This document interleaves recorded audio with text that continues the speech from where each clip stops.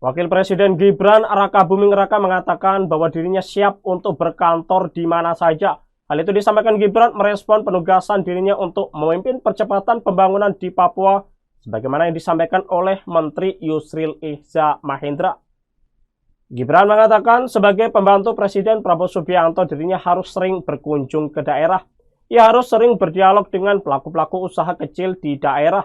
Gibran mengatakan sebagai seorang wakil presiden, ia harus siap ditugaskan di mana saja, kapan saja, dan terkait apa saja untuk kepentingan bangsa, termasuk soal percepatan pembangunan di Papua. Terlebih tugas wakil presiden dalam percepatan pembangunan di Papua sudah dilakukan sejak era wakil presiden Ma'ruf Amin. Sebelumnya kabar mengenai Gibran akan berkantor di Papua santer setelah Menteri Koordinator Bidang Hukum, HAM, Imigrasi, dan Permasyarakatan Yusril Iza Mahendra menyebut Presiden Prabowo Subianto akan memberi penugasan kepada Wakil Presiden Gibran dalam percepatan pembangunan di Papua. Yusril menyebut Prabowo menugaskan Gibran untuk menangani berbagai persoalan di Papua, termasuk isu hak asasi manusia serta penanganan oleh aparat keamanan. Namun kemudian Yusril meralat kembali pernyataannya mengenai penugasan Wakil Presiden dalam percepatan pembangunan Papua.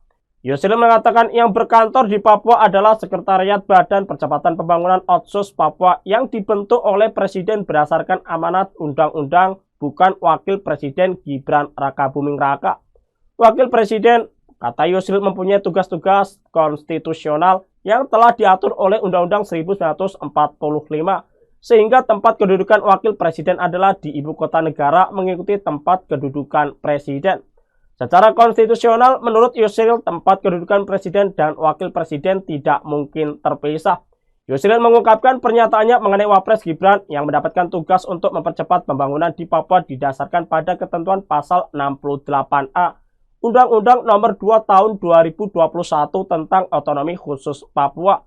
Dalam pasal 68A Undang-Undang Otsus Papua tersebut diatur tentang keberadaan badan khusus untuk melakukan sinkronisasi, harmonisasi, evaluasi, dan koordinasi pelaksanaan otonomi khusus Papua. Badan khusus itu telah dibentuk oleh Presiden Joko Widodo dengan Perpres nomor 121 tahun 2022. Badan khusus percepatan pembangunan Otsus Papua itu diketuai oleh Wakil Presiden dan beranggotakan Menteri Dalam Negeri, Menteri PPN atau Kepala Bappenas, Menteri Keuangan, dan satu orang wakil dari tiap provinsi yang ada di Papua.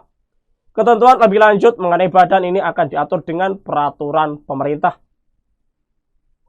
Download Tribun X sekarang, menghadirkan lokal menjadi Indonesia.